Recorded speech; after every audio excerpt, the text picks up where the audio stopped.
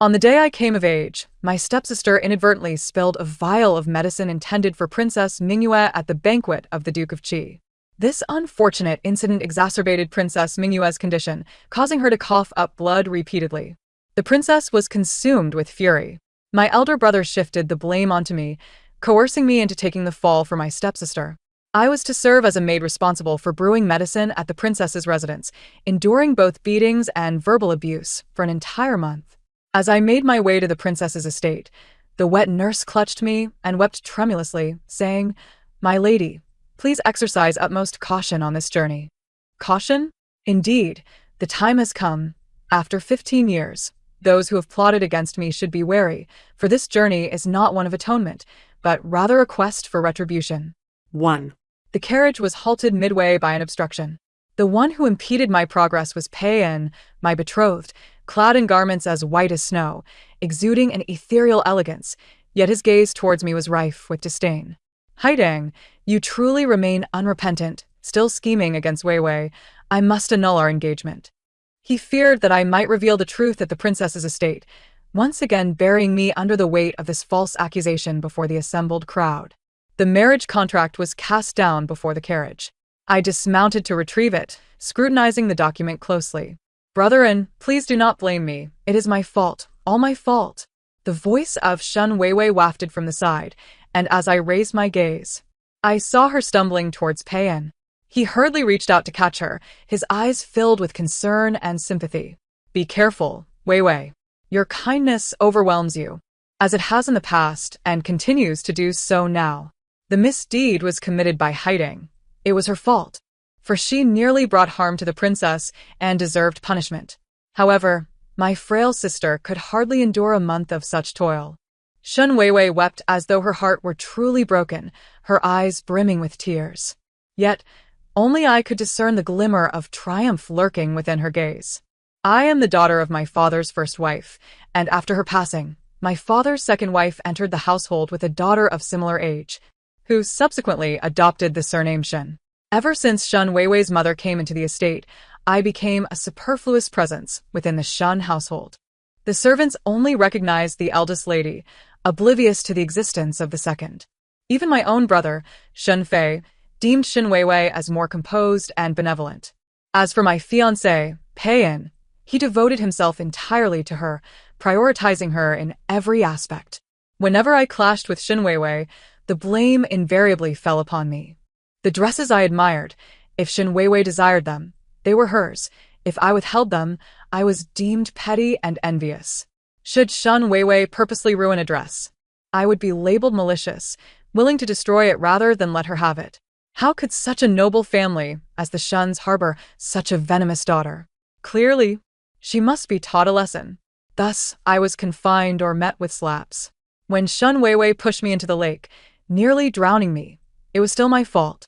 I was the one who maliciously conspired against her. What more is there to understand? Any fault lay solely with me.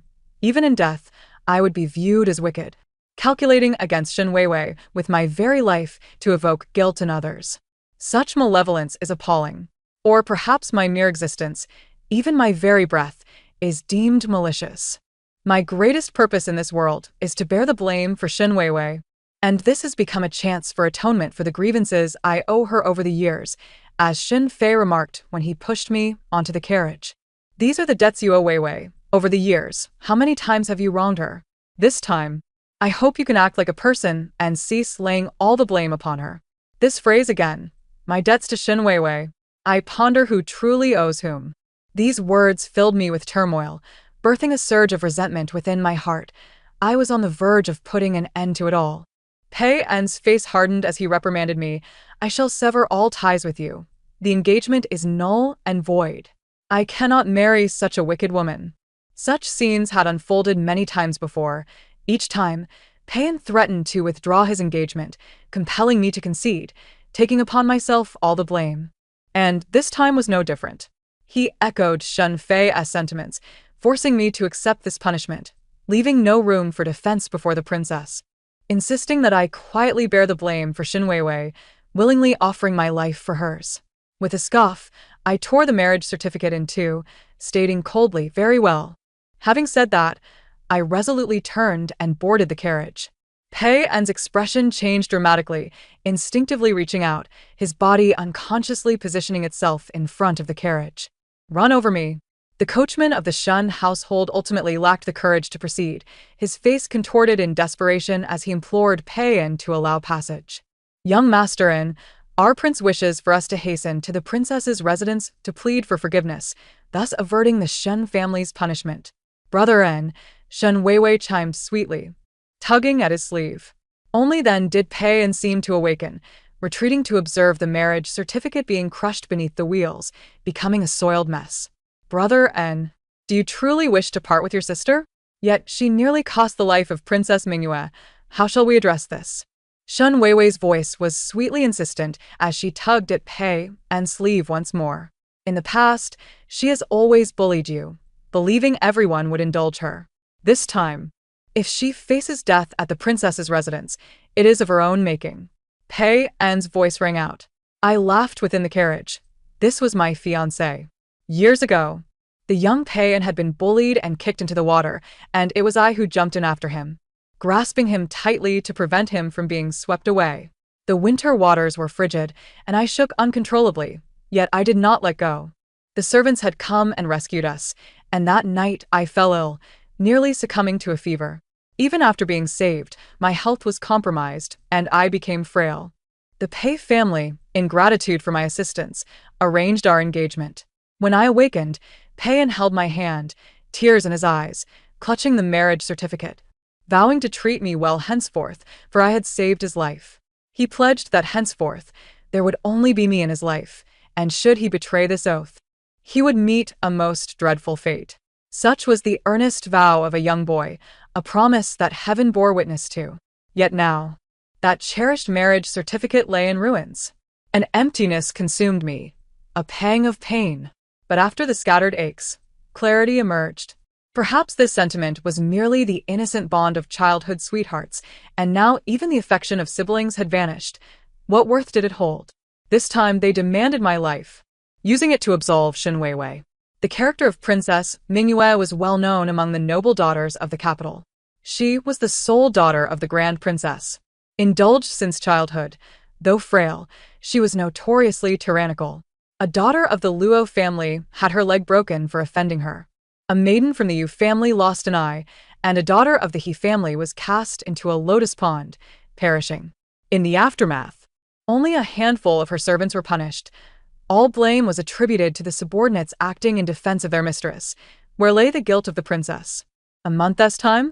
In truth, it would not take a month, perhaps but a few days, and I would lose my life. Or even if I were to survive, I would likely be left crippled, maimed. Within a month, she could torment me to madness or death. Even so, Shun Fei and Pei En forced me to the Grand Princess's residence to accept blame, fearing my reluctance, causing a scene along the way and denying me any chance for explanation. Yet, I had no desire to explain. As I lifted my hand to remove a hairpin from my hair, I toyed with it. This was a hairpin I received on my 15th birthday, a keepsake from my mother. Today marked my 15th birthday, the day I had awaited for many years. The hairpin was finally in my possession. Did you deliberately overturn my daughter's life-saving medicine? The Grand Princess's gaze fell upon me, frosty and piercing. I slowly raised my head, the hairpin swaying gently atop my head. It was a wooden hairpin, exquisitely crafted, embodying elegance within its simplicity. Suddenly, the Grand Princess's expression shifted. She reached out and snatched my hairpin. Examining it closely, her countenance grew cold upon recognizing the carved begonia flower. What is your name? Shun Haidang. When my mother gave birth to me, the begonia in the courtyard bloomed beautifully. She said that no matter how fierce the winds and rains, the begonia would endure. I replied softly. The begonia endures? The Grand Princess murmured, suddenly grasping my hand tightly. When is your birthday? Today, I have just come of age. I lowered my gaze to the Grand Princess's hand. What should have been delicate and noble was marred by scars of varying depths. This was not the hand of a revered Grand Princess. The Grand Princess fixed her gaze upon me, and I met her eyes unflinchingly. Do you know? After a long pause, she asked. I know. I nodded calmly. What did your mother mean?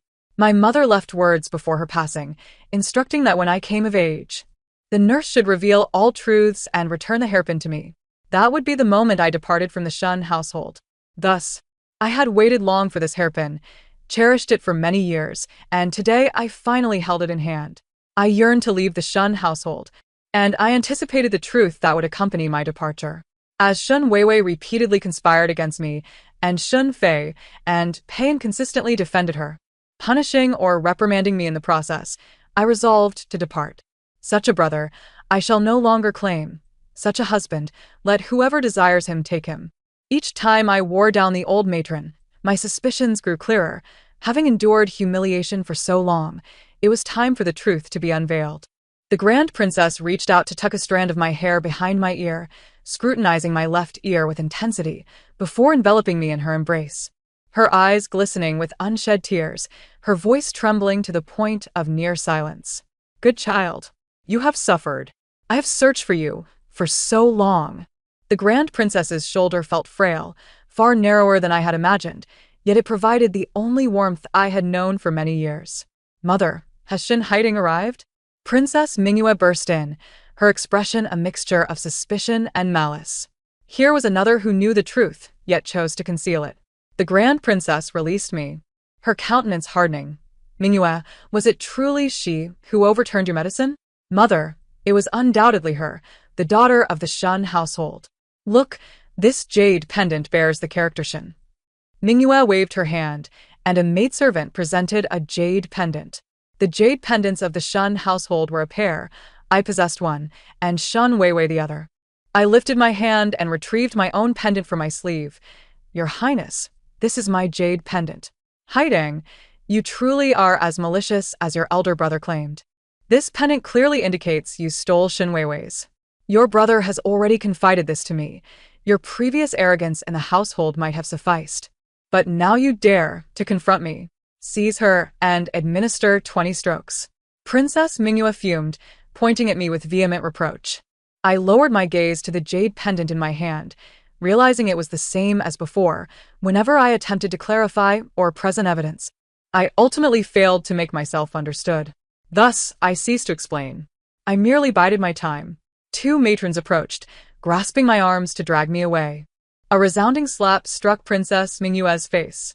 "Mother?" The princess's eyes brimmed with tears. "Mingyue, have I been too indulgent, allowing you to run amok?" The Grand Princess replied coldly. "Mother, she has harmed your daughter. I must ruin her."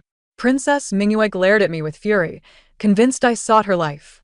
Another fierce slap sent Princess Mingyue's head reeling, her face contorting in rage as she stomped her foot and fled in tears. "Where were you during the banquet?" The Grand Princess calmed herself, disregarding Princess Mingyue's departure.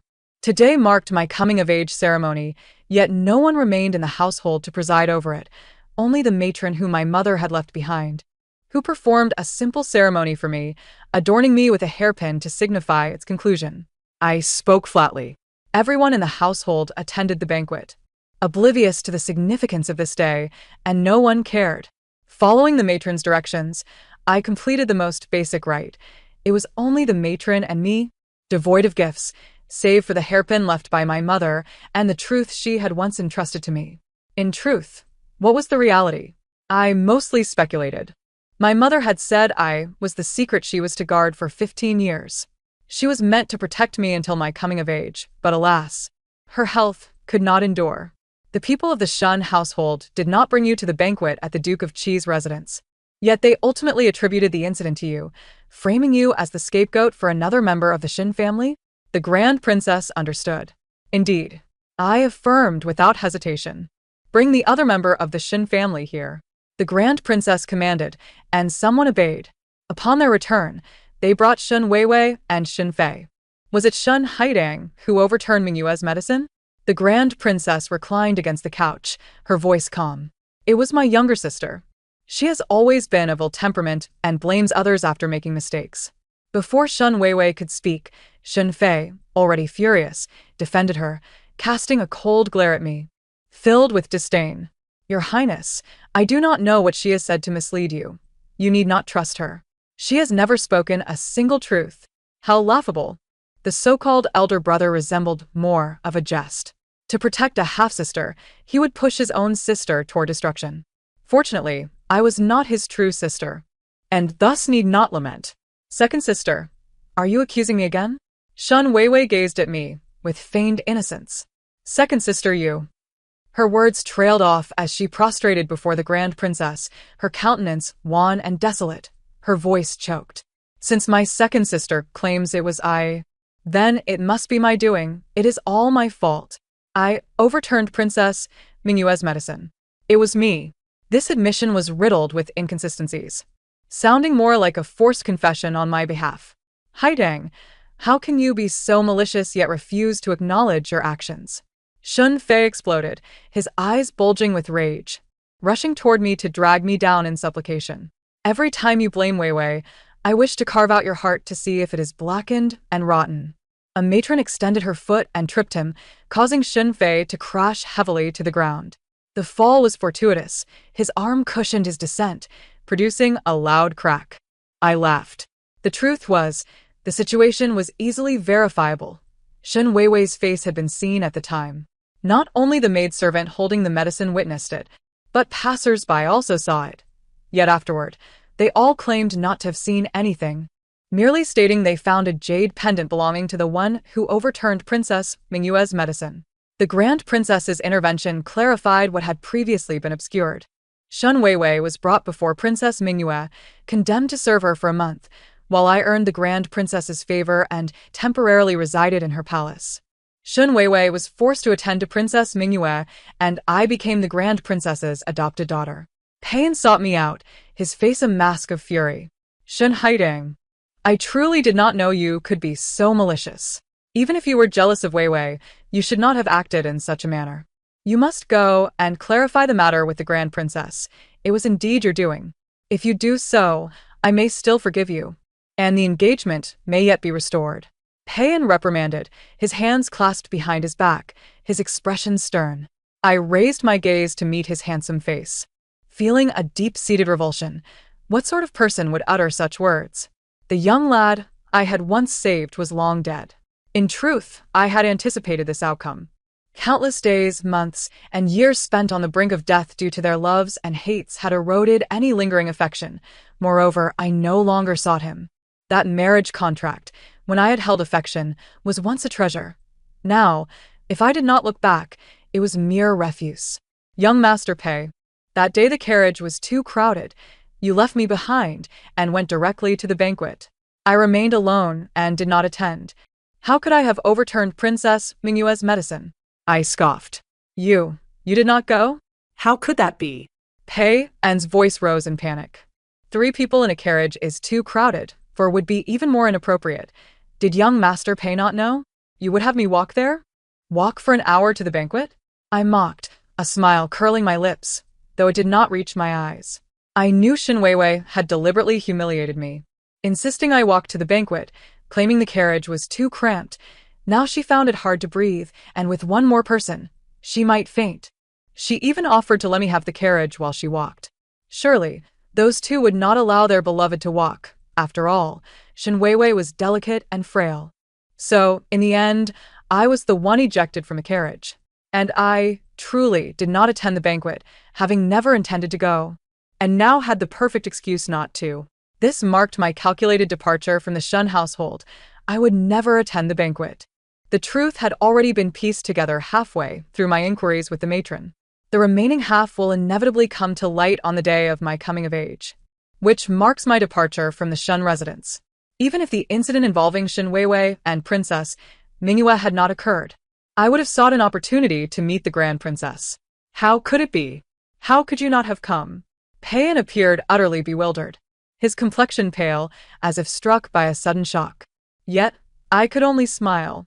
If Master Pei is unclear about the matter, I suggest he return to inquire further before approaching me again.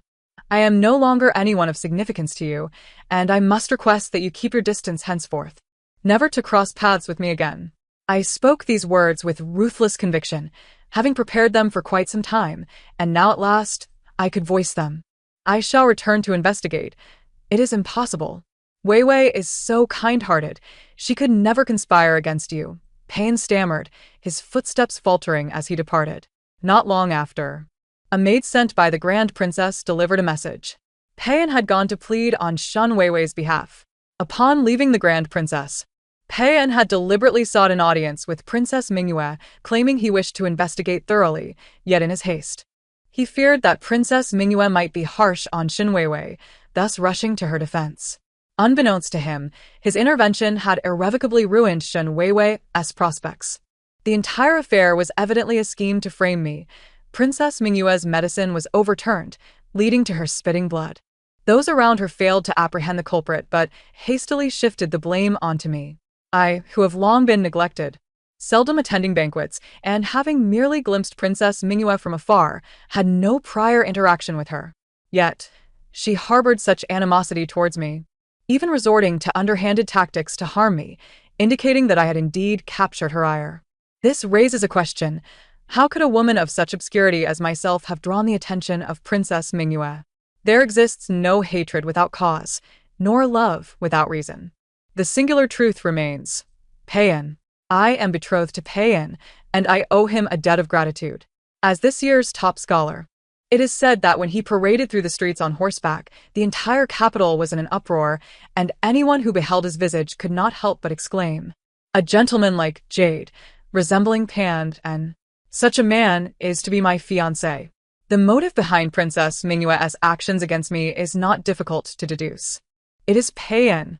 Should I perish, be maimed, or face ruin, she would have every right to marry him. Undoubtedly, there must be someone orchestrating this from behind the scenes, and I suspect that intermediary is Shun Weiwei. Following Pei's triumphal procession, the relationship between Princess Mingyue and Shun Weiwei grew increasingly intimate, with the princess frequently sending gifts, which Shun Weiwei flaunted before me, even going so far as to falsely accuse me of breaking a hairpin gifted by the princess, punishing me until I fainted from kneeling. However, now that I have lost the marriage contract and am no longer the object of Pei's affections, whom will Princess Mingyue envy more? That evening, as I visited the Grand Princess, I spotted someone kneeling in the courtyard. It was Shun Weiwei. She lifted her pale face to regard me, eyes brimming with resentment, her countenance swollen. I approached and looked down at her. "Miss, the esteemed heiress of the Shin family proves to be rather unscrupulous. The princess has already shown her leniency, allowing her to brew medicine, yet she dared to steal the princess's hairpin." The maid standing by interjected before I could respond. "That hairpin is indeed quite useful." I turned to leave, only to have her grasp the hem of my skirt. "Sister, save me. I did not steal the princess's hairpin. I truly did not." Shun Weiwei suddenly pleaded in a hushed tone. "Please, dear sister, help me plead for mercy from the Grand Princess. I swear I did not steal. If you assist me, I will keep my distance from brother and in the future. I know he has always harbored feelings for you. It is all my fault, my foolish aspirations." Seeing her tear-filled eyes, so pitiful and helpless, I ought to feel elated. Yet, a sharp pang of discomfort pierced my back, the unmistakable sensation of someone watching me with malice.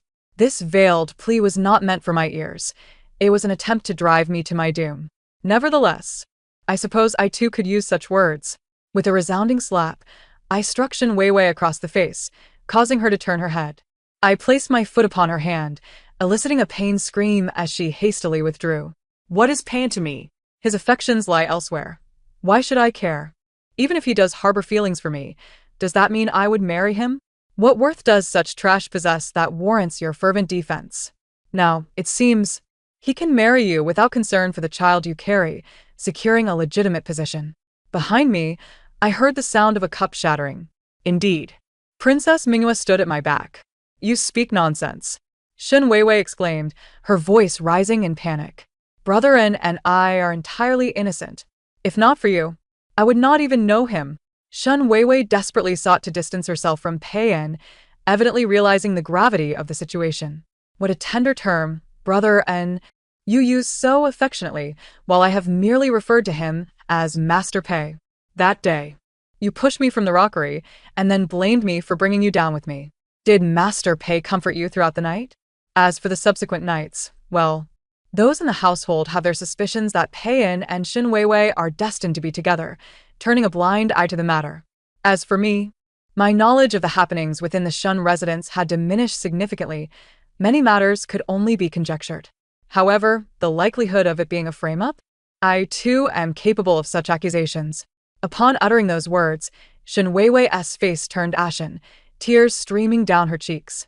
You cannot unjustly accuse me simply because Brother Pei upheld justice at that time. Whether Master Pei spent the night at the Shun residence is not difficult to ascertain. Is it? I interjected without hesitation. With that, I turned it apart. In the corridor, Princess Mingyue stood with an ominous expression, her cold gaze shifting from Shen Weiwei's face to mine, finally fixing me with a chilling glare as she approached. Is it true that Pei and S affections do not lie with you? As she passed by, Princess Mingyue suddenly halted, her voice icy. No, I replied without a moment's hesitation. Whoever has truly captured his heart would not be subjected to such harsh treatment, nearly losing their life. Best hope that is the case. Otherwise, even if you are my mother's adopted daughter, what of it? I am my mother's true-born daughter, the only one. Princess Mingyue warned, her disdainful gaze appraising me. If you possess any sense, return home early, or perhaps you may be granted a chance at survival. Otherwise, you shall not know how you will perish, nor in what manner. Your Highness, the Grand Princess holds me in high regard, I stated calmly, standing my ground. Impudent! A maid stepped forth from behind Princess Mingyue, raising her hand to strike me, yet I seized her wrist and flung her aside. Your Highness, the Grand Princess requests Miss Shen to enter for a discussion. A voice from the corridor interrupted Princess Mingyue's fury. Furious, she stamped her foot, ordering for Shen Weiwei to be dragged away. As I watched Shen Weiwei being taken away amidst her cries, I could not help but smile. If she is suffering so now, what will become of her in the future? It is said that on that day, within Princess Mingyue's courtyard, Shen Weiwei received 20 lashes for overturning the princess's medicine. Regardless of whether my claims were true, any possibility that Pei had spent the night there would serve as irrefutable evidence. Princess Mingyue would undoubtedly ensure Shen Weiwei faced dire consequences. Of course, this is merely the surface of the matter. Subsequently, many from the Shun residence came to visit, not only Shen Fei seeking to see Shen Weiwei, but also my father and stepmother, each making their way to see her, naturally taking the opportunity to see me as well. First, I was reprimanded for failing to care for Shen Weiwei, my own sister. Now that we both reside in the princess's palace, how can one be treated as a servant? Regardless of our differences, as sisters we must stand united, lest we become the subject of ridicule for outsiders. Subsequently, it was declared that Pei En's engagement would not be annulled. Marriage is dictated by parental wishes, and thus, the annulment must also adhere to the same principle. Pei En's parents remain unaware of this decision. Pei En hails from a distinguished lineage, being the son of the left Vice Minister of War and a top scholar, embodying both literary and martial prowess. His boundless future is evident to all. To marry Pei En is not merely a matter of pride. It is a genuine opportunity for advancement. The Long Princess once more led me into her chamber. I watched her tenderly arrange a begonia flower by the window.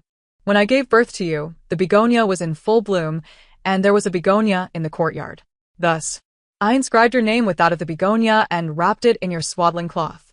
At that time, the pursuers were closing in, and I had no choice but to leave you behind, entrusting you to your mother, who was also fleeing with no one by her side.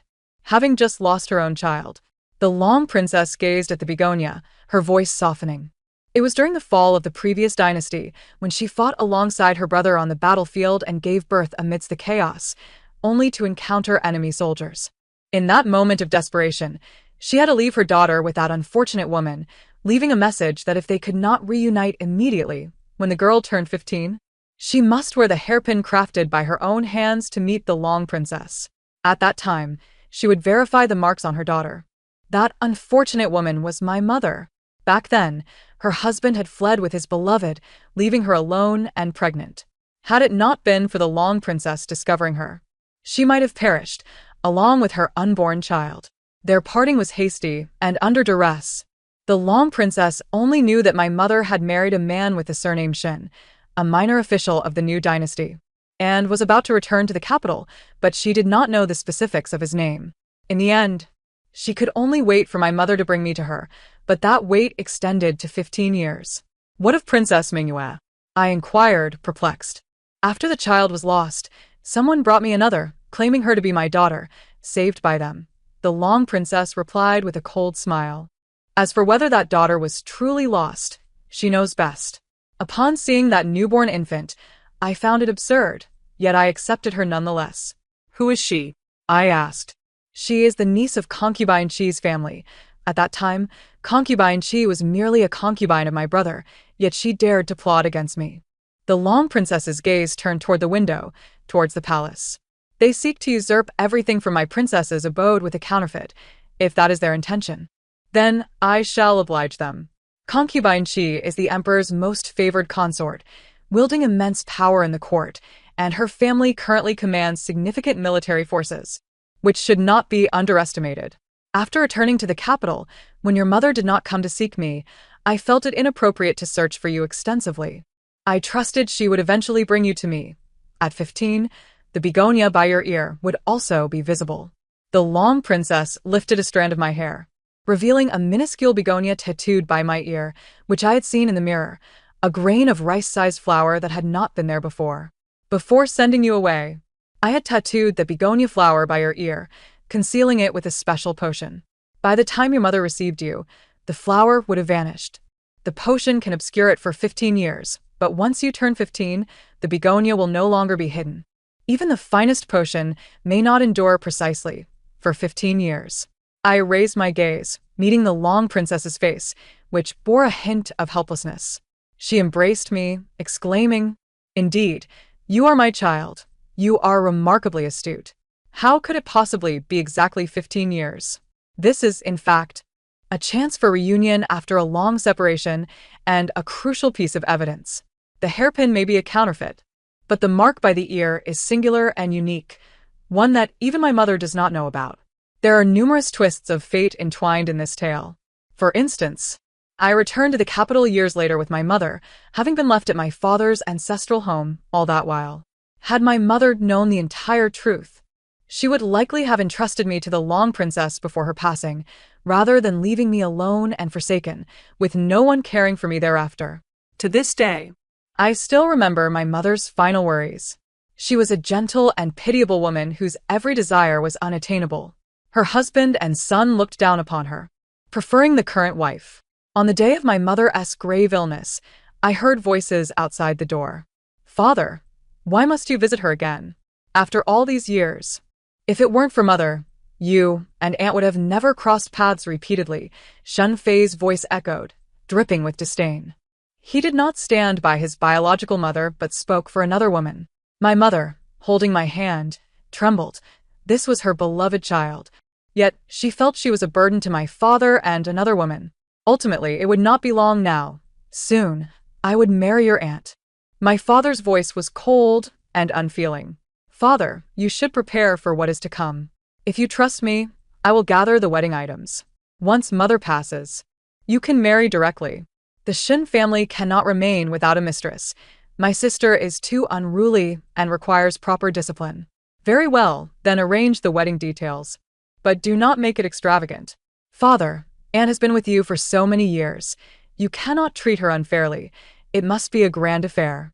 Though my mother was still alive, they were already discussing matters concerning her death, contemplating letting another woman take residence in my mother's chambers, using her belongings and pretending to be the beloved daughter.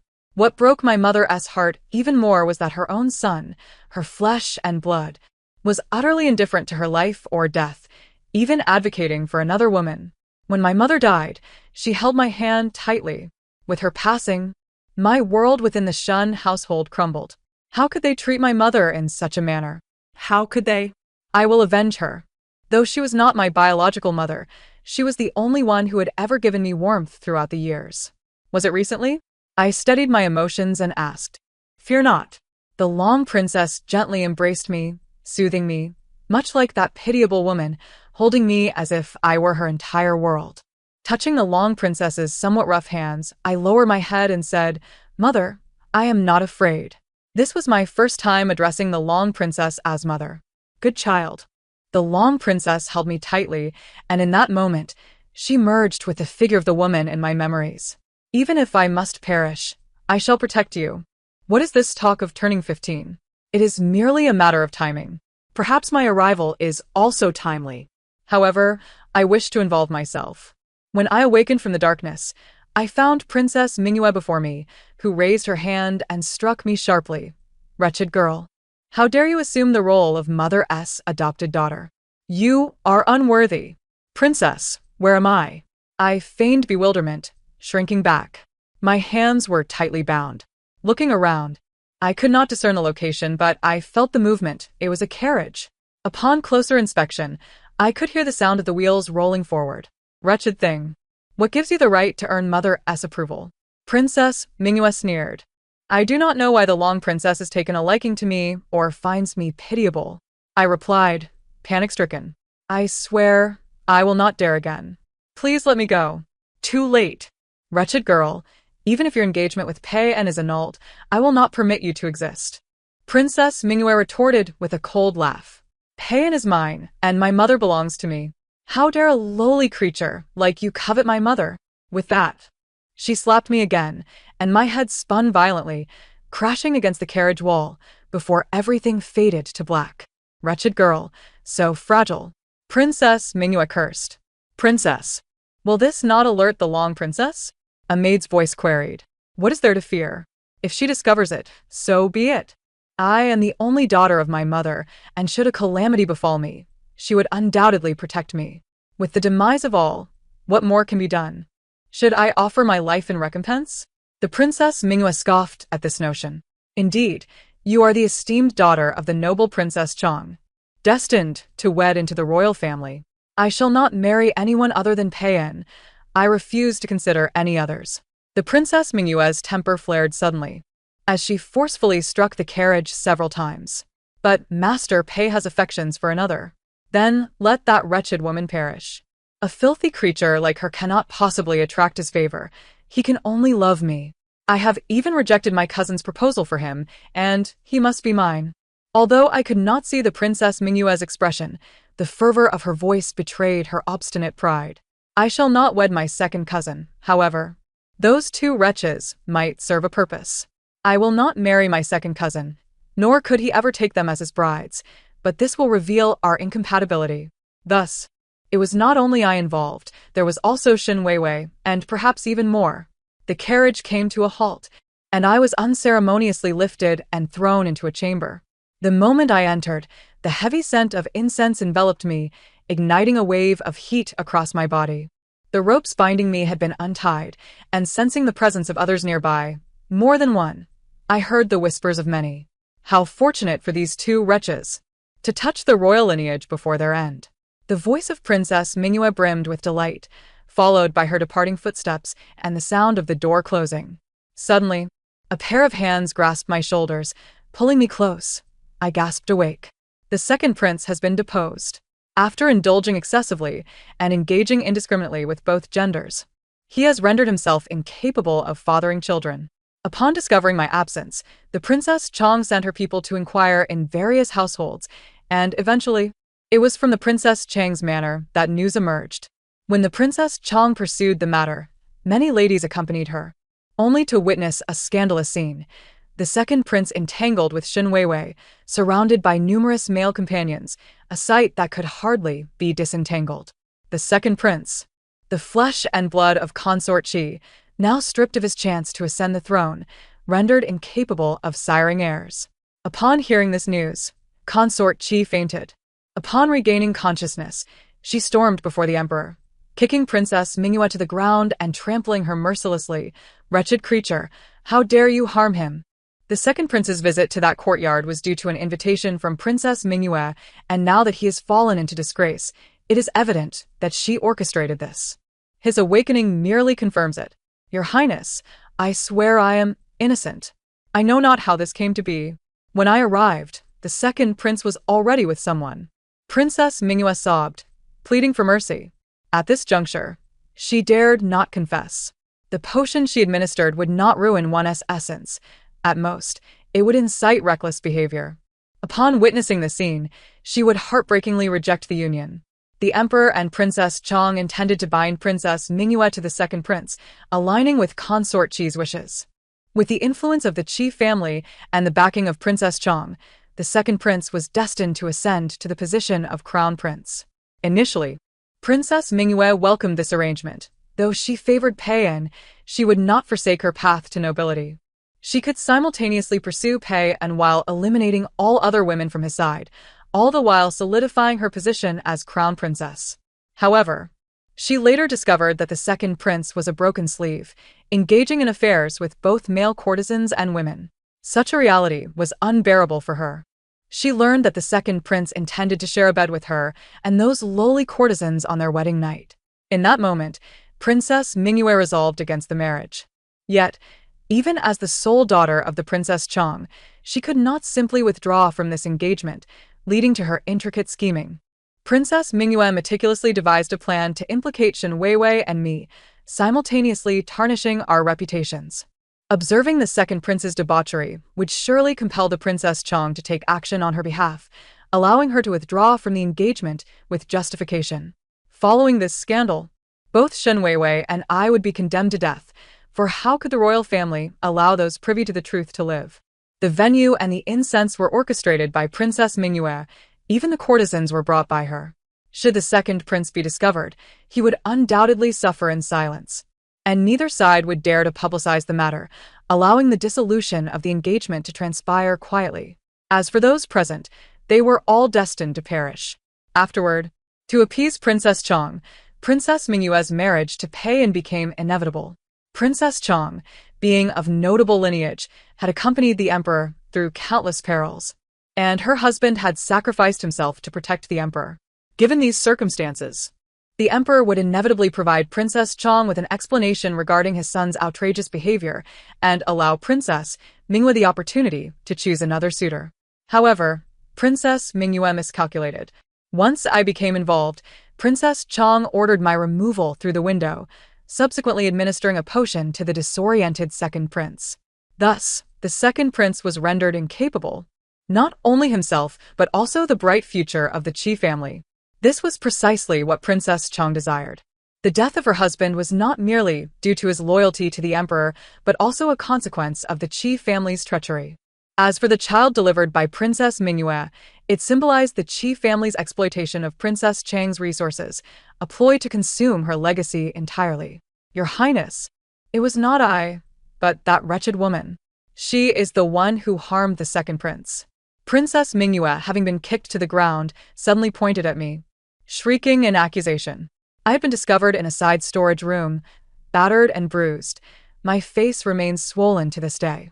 Consort Qi now viewed everyone as an enemy, wishing death upon anyone associated with this scandal. Seize that wretched girl and have her beaten to death, she ordered loudly. 2 eunuchs approached, ready to drag me away. Impudent!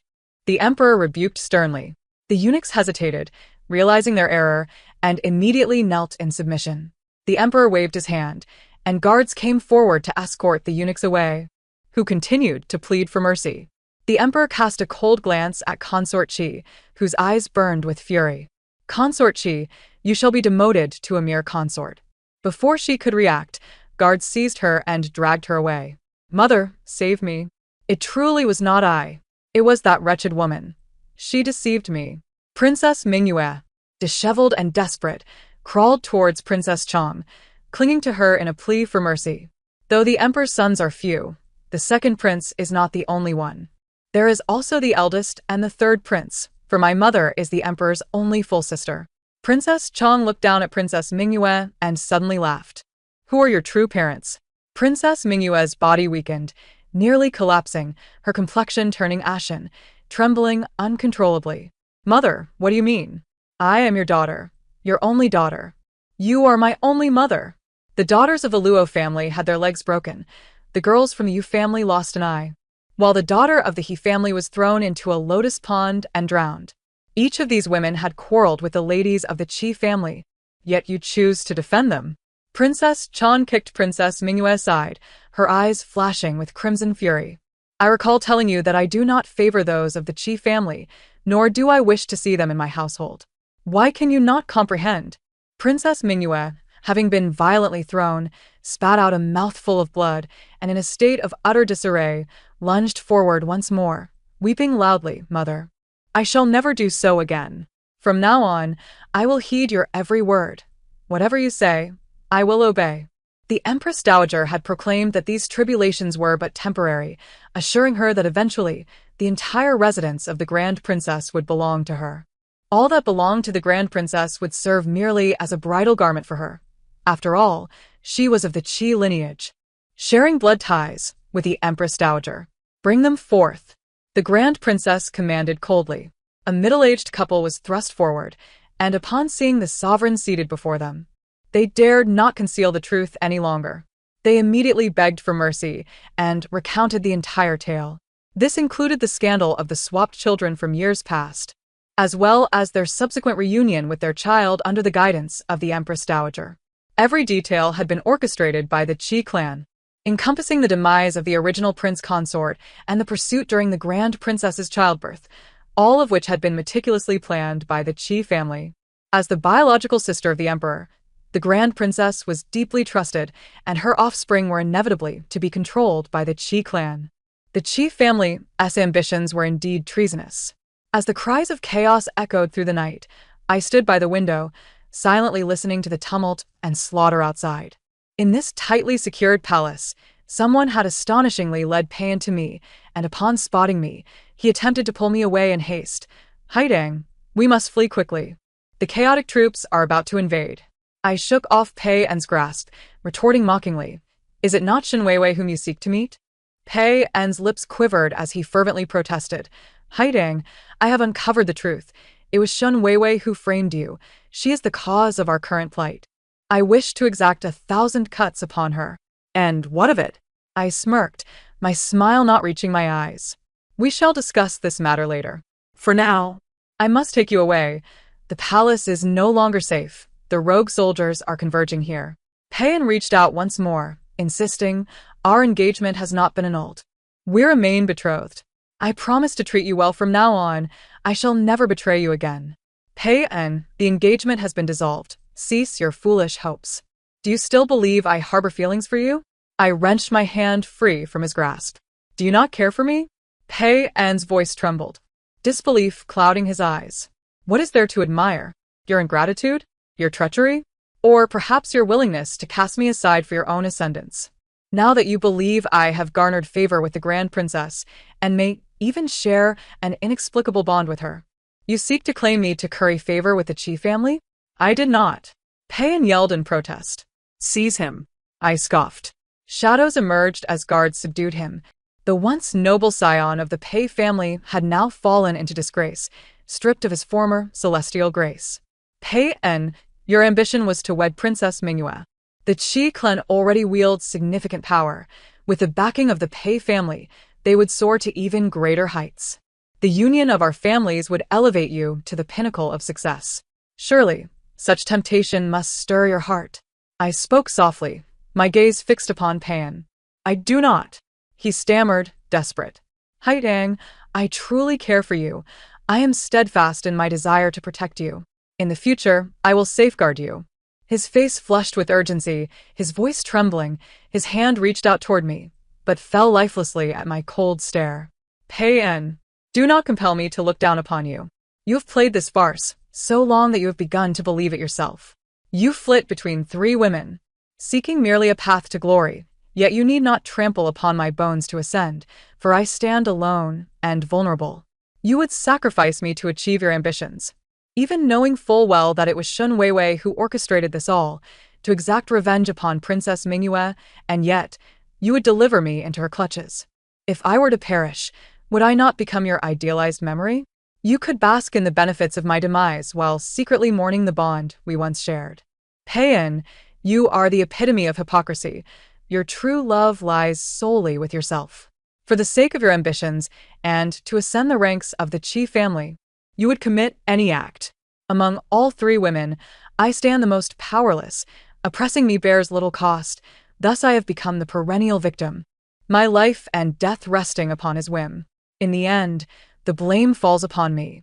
Whenever trouble arises, I am the one thrust forward. whether to die or be maimed. It is all of my own making. Pei En, you deserve to die. I drew a sword from the guard's waist and plunged it fiercely into Pei En's shoulder, blood splattering forth, staining my temple. Yet I laughed as the sword clattered to the ground. Pei En, do you think that now, trapped as you are, anyone will come to your rescue? The Qi clan's hasty rebellion, believing themselves victorious, ultimately found themselves ensnared in their own trap. The entirety of the Qi family was cast into the dungeons. Accompanying them were not only the Qi clan, but also other noble families who had conspired alongside them, including the Pei family. As the deputy minister of war, Pei's father had mobilized forces to aid the Qi clan, only to end up imprisoned alongside them. I went to visit Princess Mingyue. The once deranged princess, upon seeing me, suddenly regained her clarity. Who are you? Are you the Grand Princess's own daughter? Guess, I replied without divulging the truth. You must be. From the moment I laid eyes on you, I felt a sense of familiarity and disgust. It is you. Had I known sooner, I would have taken your life on the spot. Princess Mingyue spat venomously. Were you not planning to? You orchestrated the incident with the medicine, conspiring with Shen Weiwei to take my life, did you not? Whether it was due to my occupying the position of Pei En's fiancé or the familiarity you felt, it was my life you sought. I stated calmly, recalling my distant encounter with Princess Mingyue. That time, you had no intention of sparing my life, did you? You wretched woman. You should have died long ago. The Empress Dowager foretold your demise. Princess Mingyue screamed madly, shaking the iron bars. So, you were aware of my existence all along? I countered. Of course. The Empress suspected you might still be alive and sought you everywhere. Had we caught even a whiff of your whereabouts, we would have extinguished your life. We never imagined you could thrive right beneath our noses, nor that the Grand Princess would remain oblivious to your existence. 2 months ago, at the coming-of-age banquet, an unexpected incident occurred. Assassins infiltrated, resulting in the deaths of numerous noble daughters. This too must have been orchestrated by the Empress Dowager and you, was it not? I remarked coolly. In those 2 months, it was indeed the day meant for my true coming of age. Princess Mingyue hosted a flower-viewing banquet, inviting those whose birthdays coincided with hers. Tragically, several young women perished, all born around that date, within a mere span of 3 days. It was said to be a rebellion by assassins from the previous dynasty, leaving the families of the deceased heartbroken over this accident that no one wished for. I did not attend, for my birthday was still 2 months away. I was not yet of age. Yet the invitations still reached the Shen residence, indicating that none were to be spared. However, on that day, Shen Weiwei had an accident. She fell and claimed I had pushed her. I was confined in the ancestral hall, kneeling for an entire day and night until I fainted. Princess Mingyue. Indeed, I was among those you and the Empress Dowager sought to eliminate, but regrettably, I was locked away that day and could not escape. Furthermore, my coming of age was postponed by 2 months, as decreed by the Grand Princess. This 2-month delay was the Grand Princess's design, meant to shield me from harm. The Grand Princess possessed a feral instinct, deliberately setting this arrangement in motion. My mother had always adhered to this, claiming that my birth had been premature, insisting that the true date of birth would be my actual coming of age. She held firmly to this point, and Shen's father, seeing her unwavering stance, perhaps out of guilt towards his late wife, ultimately acquiesced to her demands. Gradually, the birth date recognized within the manor became the one that my mother had deliberately proclaimed, and thus it has been celebrated ever since. This date has subtly transformed the perceptions and memories of all who knew. Ultimately, everyone came to believe that I was born during my mother's return to the capital, rather than being a premature child lost amidst the chaos of war. The once powerful Qi clan, who had held sway over the court for so many years, has now fallen from grace. The favored consort, Consort Qi, was forced to drink poison, while the second prince has been condemned to eternal confinement. The Qi family and the rebellious aristocrats have met their fates, either execution or exile. My lineage, too, has been publicly proclaimed. I am the true daughter of the Grand Princess, nurtured by the protection of Lady Shen, a royal bloodline. The Princess Mingyue is but a usurper, an impostor, and the begonia blossom behind my ear serves as irrefutable evidence. Although the Shin family did not conspire with the Qi clan in their treason, they too suffered repercussions. My father's official position was utterly stripped away. Upon witnessing the pitiful corpse of Shin Weiwei, my stepmother went mad in despair. Payan was sentenced to a gruesome punishment of being torn apart by horses, a fate I had demanded. Once a celebrated scholar who paraded through the streets on horseback, he ultimately departed in this most undignified manner. Payan's demise is justified, for he had long entangled himself in the treasonous plot and, on the day of the rebellion, stealthily entered the princess's residence, intending to abduct me as leverage against the grand princess. On the day of his execution, I attended. Upon seeing me, Payan pleaded desperately, no longer the lofty noble he once was. He finally understood that my feelings for him had faded. I was no longer the infatuated Shin Haiding, willing to endure humiliation for his sake. As I ignored his desperate cries, Payan's eyes filled with despair. Did you ever truly care for me? Were you merely plotting against me all along? Never, I replied coldly, without hesitation.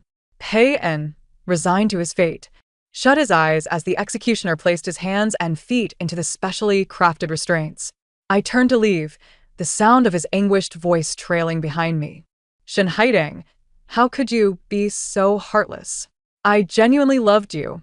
I had intended to marry Princess Mingyue, but I would have taken you as my concubine. I would have protected you. I raised my gaze to the glaring sun, feeling a slight sting in my nose, though it was not overwhelming. Perhaps I truly am heartless. In truth, I had harbored feelings for him once, a flicker of warmth from my youth, but alas, that sentiment has since vanished. The past has irrevocably slipped away. Now, I am merely the daughter of the Grand Princess, the sole daughter of the protector of the nation. How could I mourn for a traitor? When I next received news of Shun Fei, he was already deceased. The Shun residence had been engulfed in flames. Not only claiming Shin Fei, but also my father and his wife. Their family had been annihilated. After all, my mother's shattered heart was intricately linked to them. Upon my mother's death, I vowed to send them to her as companions in penance. Their continued existence haunted me, for I feared my mother could not rest peacefully below. They deserve their fate. Payan spoke a partial truth. I am not merely cold-hearted, I am also frigid. The end of the text. Thank you for listening. We shall meet again in the next tale.